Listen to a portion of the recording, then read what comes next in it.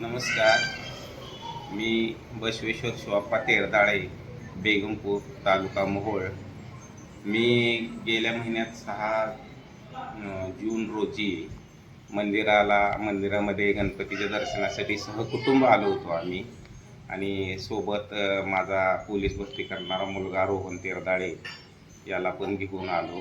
आणि महाराजांनी आम्हाला जो धागा तिथं मंदिरामध्ये बांधला, त्यात त्यांनी बांधला, पण मी मनामध्ये संकल्प धरला की हा धागा मी माझा मुलगा पोलीस भरती झाल्याशिवाय सोडणार नाही, असं संकल्प मनामध्ये धरला.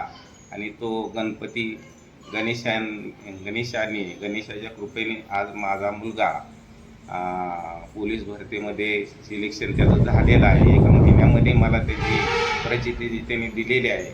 आणि महाराजांनी मला हा धागा सोडून नदीपात्रामध्ये सोडा असं सांगितलं. आणि त्या पद्धतीने गणेशाने माझी इच्छा पूर्ण केली. 1 महिन्यामध्ये मला त्यांचा प्रचिती आली आणि त्यांचा आज मी संकल्प सोडत आहे. आणि अशीच कृपादृष्टी गणेशाची माझ्यावर राहावी ही गणेशचरणी प्रार्थना करतो.